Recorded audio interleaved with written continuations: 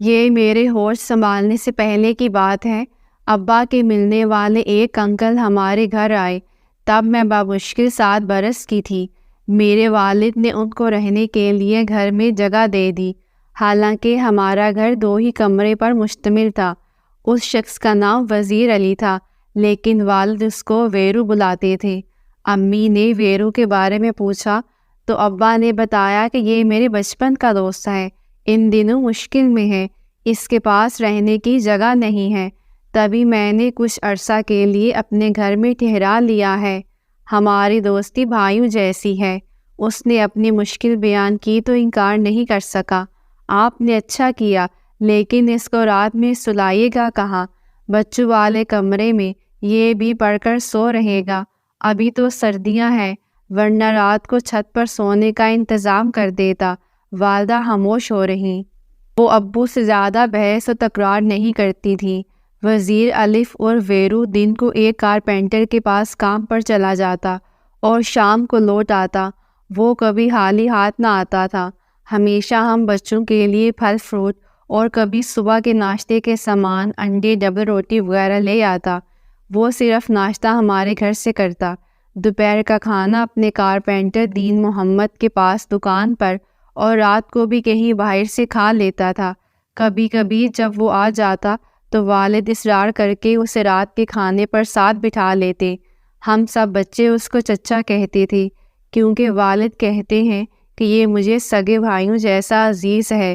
برے دنوں میں اس نے بھی ساتھ دیا تھا۔ والد کی تنخواہ زیادہ نہ تھی، گھر کا گزارا بڑی مشکل سے ہو رہا تھا۔ تاہم ویرو چچا کیا جانے سے اب کچھ آسودگی آ گئی تھی۔ خرچہ ختم ہو جاتا تو وہ اپنے پیسوں سے راشن لے آتا۔ کبھی تیل، دال، چاول ختم ہو جاتے اور اسے پتہ چل جاتا، تب وہ یہ چیزیں خرید کر لا دیتا اور رقم نہ لیتا۔ وہ کہتا کہ میں اس گھر میں رہتا ہوں، اتنا تو میرا حق بنتا ہے کہ اس گھر کی خوشحالی میں اپنا حصہ ڈالوں۔ امی سے کہتا، اگر آپ مجھے ان بچوں کا سگا چچا سمجھ لیں تو میرے لیے اس سے بڑھ کر اور خوش نصیبی کیا ہوگی کہ میں آپ لوگوں کے کام آ سکوں۔ ان باتوں سے امی متاثر ہو گئی کہ ویرو واقعی ایک نیک دل اور اچھا انسان ہے۔ اگر ہم نے اس کو رہنے کے لیے جگہ دی ہے تو وہ بھی ہمارے احسان کا بدلہ چکانے کی پوری کوشش کرتا ہے۔ کوئی اگر کسی تنگ دستی کو آسودگی میں بدل دے تو ایسا آدمی کس کو برا لگتا ہے؟ دراصل ویرو کا کسی بات پر اپنے بڑے بھائی اباوس سے جھگڑا ہو گیا تھا، تبھی وہ سامان لے کر ابا کے پاس چلا آیا۔ اب بھائی کے گھر جا کر رہنے پر تیار نہ تھا۔ ویرو اپنی کمائی میں سے آدھی رقم ہمارے گھریلو اخراجات میں ملانے لگا، تبھی مل جل کر اچھی گزر بسر ہونے لگی۔ مالی لحاظ سے میرے والدین کو بھی سہولت ہو گئی۔ ہم کل 4 بہن بھائی تھے، سبھی مجھ سے چھوٹے تھے۔ یہ نادانی کا وقت تھا۔ مجھے ویرو چچا اچھے لگتے تھے۔ وہ پانی لانے کو کہتے یا کوئی کام کہتے تو میں دوڑ کر دیتی، کیونکہ بچے کھانے پینے کے شوقین ہوتے ہیں، اور ہم ویرو کی دریا دلی سے بہت خوش رہتے تھے، جو ہمارے لیے تقریباً روز بسکٹ، ٹافیاں یا کچھ ایسی چیزیں لاتے جن کو بچے پسند کرتے ہیں۔ اماں بھی اعتراض نہ کرتی کہ وہ ان کو اپنے گھر کا ایک فرد سمجھتی تھیں۔ ایک کمرے میں ہمارے والدین سوتے تھے، دوسرے میں ہم سب بچے زمین پر سو جاتے تھے۔ کمرے میں ایک چارپائی تھی جو ویرو چچا کو مل جاتی تھی۔ اب تو اس شخص کو چچا کہتے بھی شرم آتی ہے۔ یہ رودار اس وجہ سے سنائی جا رہی ہے کہ جو والدین غیروں پر بھروسہ کرتے ہیں وہ اس لڑکی کی کہانی سے سبق حاصل کریں۔ یہ ایک حقیقت ہے، کوئی مانے یا نہ مانے، دنیا میں کوئی کسی کا نہیں ہوتا۔ اپنے غیر تو بن سکتے ہیں، لیکن غیر اپنے نہیں بن سکتے۔ بچے دن بھر کھیل کود سے تھک ہار کر رات کو گہری نیند سوتے ہیں۔ ہم بھی فرش پر لائن سے گدا بچھا کر برابر سو جاتے تھے۔ میں اسکول جانے کے علاوہ امی کے کام بھی کرتی تھی، لہٰذا تھک جاتی۔ رات کو پھر ایسی گہری نیند آتی کہ کسی بات کا ہوش نہ رہتا۔ تیسری جماعت کی بچی کو بھلا کس بات کا ہوش ہوتا ہے؟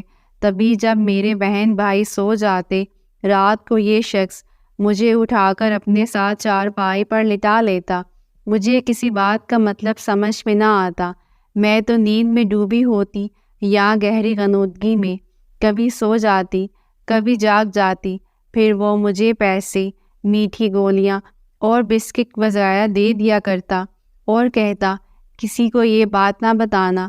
وہ نہ بھی کہتا تب بھی میں کسی کو کیا بتاتی، جبکہ میں خود بھی یہ بات اچھی طرح نہیں جانتی تھی کہ میرے ساتھ کیا ہو رہا ہے۔ وقت گزرتا گیا، یہاں تک کہ میں نے ہوش سنبھالا تب بھی اس کو وہی حرکتیں کرتے پایا۔ اب فرق یہ تھا کہ ساتھ میں واہیات باتیں بھی شامل ہو گئی تھیں۔ کبھی یہ باتیں میری سمجھ میں نہ آئیں۔ جس چارپائی پر ویرو سوتا تھا اس کے آنے سے قبل یہ چارپائی میری تھی اور میں اس پر سویا کرتی تھی، جبکہ میرے چھوٹے بہن بھائی فرش پر بچھے گدے پر سویا کرتے تھے۔ ایک دو دن تو میں نے زمین پر سونے میں بہت بے چینی محسوس کی تھی۔ دل میں غصہ بھی کرتی کہ کم بخت کہاں سے آ گیا جو مجھے اپنی چارپائی سے محروم ہونا پڑا۔ ویرو روزانہ بہت صبح بیدار ہو جاتا اور اٹھ کر باہر چلا جاتا۔ تب اپنی چارپائی پر پڑے رہنا مجھے بہت سکون دیتا۔ مجھ کو یہ کبھی خیال نہ آیا کہ یہ سب کچھ میرے حق میں برا ہے اور میں خسارے میں پڑی ہوں۔ ہم بچوں کے کمرے کے ساتھ تھوڑی سی زمین تھی۔ ویرو نے ابا کو صلاح دی کہ اگر تم برا نہ مانو تو اس پر 4 دیواری بنوا کر کڑیوں کی چھت ڈلوا لو۔ کارپینٹر تو اپنا استاد ہے، چھت، کھڑکیاں، دروازے سب بہت کم پیسوں میں بن جائیں گے، مزدوری میں خود کر لوں گا۔ ابا اس تجویز پر خوش ہو گئے۔ یوں بھی گھر میں ایک کمرے کی اشد ضرورت تھی۔ انہوں نے کہا سر میں کڑوے تیل کی جگہ گھی پڑ جائے کیا برا ہے، بسم اللہ کرتے ہیں۔ دیکھتے ہی دیکھتے چند دنوں میں ایک چھوٹا سا کمرہ تیار ہو گیا۔ ویرو نے ہمارے کمرے کے درمیان دروازہ بنوا دیا تاکہ نیا کمرہ دوسرے کمرے سے جڑا رہے۔ والدین نے نئے کمرے میں نئی چارپائی ڈلوا کر یہ کمرہ ویرو کے حوالے کر دیا تاکہ وہ سکون سے علیحدہ رہ سکے اور بچے اپنے کمرے میں آرام سے پڑھائی کر سکیں۔ اب ہم بہنیں اگرچہ اپنے کمرے میں سوتی تھیں اور ویرو نئے میں، مگر درمیانی دروازہ آسانی سے کھل جاتا تھا۔ تبھی جب میرے والدین اور بہن بھائی سو جاتے تو یہ شخص چپکے سے ہمارے کمرے میں آ جاتا۔ اب مجھ کو کچھ سمجھ آ گئی تھی۔ میں اس سے کہتی چچا ہمارے کمرے میں رات کو نہ آیا کرو ورنہ میں ابا کو بتا دوں گی۔ تبھی وہ مجھے یہ کہتا تیرا ابا تمہاری بات کا یقین نہ کرے گا بلکہ میری بات کا یقین کرے گا، کیونکہ میں اس کو اپنی آدھی تنخواہ دیتا ہوں۔ میں کہہ دوں گا کہ تم خود آتی ہو کیونکہ تم لوگ بروز مجھ سے چیزیں لینے کی فرمائش کرتے ہو اور میں لاتا بھی ہوں۔ کبھی فرمائش پوری نہیں کر سکتا تو تم اسی غصے میں میری شکایت کرتی ہو۔ یہ ایک بودھی سی تعویل تھی لیکن میں دبک جاتی کیونکہ اس نے مجھے بہت ناسمجھی کی عمر سے دبکا دیا تھا، تو میں اس سے ڈرتی بھی بہت تھی۔ اور پھر میری ایک نہ چلتی 8 برس یہ شخص ہمارے ساتھ رہا اور اپنے معمول سے نہ ہٹا۔ ادھر میرے والدین اس کی خیر خواہی میں فکر مند رہتے کہ کب تک ویرو کنوارا رہے گا، اب اس کی شادی کروا دینی چاہیے تاکہ اس کا گھر بس جائے۔ ابا کے کہنے پر والدہ نے اس کے لیے شریک حیات تلاش شروع کر دی تھی۔ بالآخر ایک جان پہچان کے متوسط گھرانے میں رشتہ ڈھونڈ لیا اور وہاں ویرو کا نکاح ہو گیا۔ شادی کے بعد کچھ دن تو وہ اپنی بیوی میں کھویا رہا، پھر وہی پرانی روشن دہرائی جانے لگی۔ جب اس کی بیوی میکے جاتی وہ ہمارے کمرے میں گھس آتا اور میں کسی کو بتا بھی نہ سکتی تھی، دل ہی دل میں جلتی کڑتی رہتی تھی۔ والدین نے تربیت ہی ایسی کی تھی کہ کسی بات پر زبان کھولنا گردن زانی والی بات تھی۔ ابا سے بھی ڈرتی تھی کہ جانے کیا کر گزرے، اور نہ ہی تب مجھ میں اتنی ہمت تھی کہ امی کو ہی بتا دیتی۔ ویرو سے میرا جھگڑا ہو جاتا تو وہ کئی قسم کی ڈراؤنی دھمکیاں دے کر مجھے چپ رہنے پر مجبور کر دیتا۔ وہ عمر مجھ سے کافی بڑا تھا، تبھی مجھ پر بہت رعب تھا، میں پوری طرح اس کے دباؤ میں تھی۔ ایک دن اس نے کہا میرا استاد کام بہت لیتا ہے اور معاوضہ کم دیتا ہے، میں الگ سے دکان کرنا چاہتا ہوں تاکہ کچھ رقم اکٹھی ہو تو اپنا گھر لے سکوں۔ والد نے اپنے دوستوں سے قرض لیا اور کچھ اپنی جمع پونجی اس کو دے کر دکان کھول دی۔ وہ چند ماہ میں ہی سارا مال ختم کر کے چلتا بنا۔ وہ تو چلا گیا، لیکن اس کی وجہ سے میرا ضمیر مجھ کو ملامت کرتا رہا۔ میں الجھنوں کا شکار رہی۔ میرا خیال کہیں تھا، کام کہیں۔ عجیب ہپتی ہو گئی تھی۔ سہیلیاں میری حالت دیکھ کر کڑتی۔ وہ سمجھتی کہ مجھ کو کسی سے محبت ہے اور میں اسی کے خیالوں میں کھوئی رہتی ہوں۔ انہیں کیا معلوم کہ مجھ کو اپنے آپ کا غم ہے جس کا ایک ظالم تار تار کر گیا ہے۔ میں امتحان بھی اس وجہ سے کامیاب نہ ہو سکی۔ وہ شخص جا چکا تھا۔ میری سنہری عمر بھی میلی بو نکل چکی تھی، مگر دل کی خلش ہے کہ ختم نہیں ہوتی۔ اس کے بعد جتنے بھی حادثے میری زندگی میں ہوئے، اسی شخص کو ہی ان کا ذمہ دار سمجھتی ہوں۔ اس کے چلے جانے کے بعد احساس ضیاع میں اس بری طرح گرفتار ہوئی کہ ہر وقت کھوئی کھوئی رہنے لگی۔ سوچ سوچ کر دماغ معاف ہو گیا تھا کہ اس گندے انسان کو کیسے موت کے گھاٹ اتاروں، حالانکہ یہ کام میرے بس کا نہیں۔ دعا کرتی، خدا کرے یہ کہیں چلا جائے، اس کا ایکسیڈنٹ ہو جائے یا ڈوب کر مر جائے۔ میں اپنے کزن دانش کو بہت چاہتی تھی۔ اس کے ساتھ مجھ کو اس بات کا شدید احساس تھا کہ میں اس کے قابل نہیں ہوں۔ عرصے تک بس چپکے چپکے اس کی پرتش کرتی رہتی، اور میری بد نصیبی دیکھیے کہ جب وہ خود میرا بن جانے کا راضی ہوا تو میں نے خود ہی انکار کر دیا۔ یہ انکار کرتے وقت میرے دل پر قیامت گزر گئی، لیکن اس کے سوا چارہ نہ تھا۔ انہوں نے میرا رشتہ میرے والدین سے مانگا تھا۔ ہمارے درمیان محبت کا کوئی چکر نہ تھا، مگر دانش مجھے پسند کرتا تھا اور اس کی دلہن بننا تو میرا سب سے خوبصورت خواب تھا۔ جب والدین نے ہاں کہہ دی تو ایک روز دانش نے مجھ سے بات کی، بلکہ میری رضامندی کے بارے میں پوچھا۔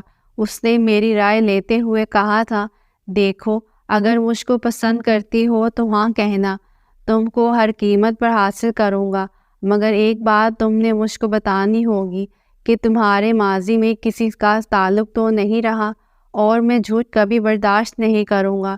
یہ سنتے ہی میرے سارے خواب پل بھر میں ٹوٹ گئے۔ بھلا میں دانش کو یہ کیسے بتا دیتی کہ میں اپنی زندگی کے سب سے قیمت متاع لٹا چکی ہوں اور اب ان کے قابل نہیں رہی، یا پھر میں جھوٹ بول کر ان کو کیسے دھوکہ دیتی جس سے کسی کی دعا تک پرتش کرتی تھی۔ تب دل کو پتھر رکھ کر مجھے یہی کہنا پڑا، میرا خیال چھوڑ دو دانش، مجھے تم اچھے لگتے ہو، مگر شادی کے نقطہ نظر سے نہیں۔ میں تم سے شادی نہیں کرنا چاہتی، کیونکہ مجھے کسی اور سے پیار ہے، اور یہی سچائی ہے۔ میرے انکار سے دانش مہینوں بیمار پڑا رہا۔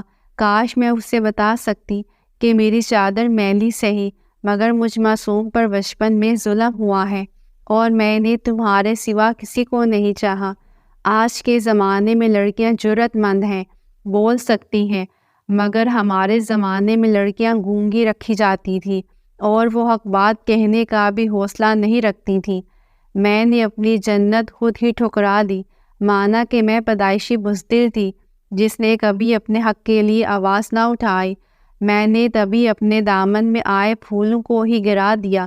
مجھے اقرار ہے کہ میں نے غلط کیا، مگر میں اور کیا کرتی۔ دانش کا مزاج سمجھ لیا تھا۔ اپنی مجبوری کی داستان اپنے اوپر ظلم کی آپ بیتی بھی سنا دیتی تو یقین نہ تھا کہ مجھے معافی مل جاتی۔ عارضی معافی تو ہر مرد دے دیتا ہے اور اعلیٰ ظرف بھی بن جاتا ہے، مگر دل میں ان کے جو کانٹا اتر جاتا ہے اسے نکالنا مرد اپنے بس کی بات میں نہیں ہوتی۔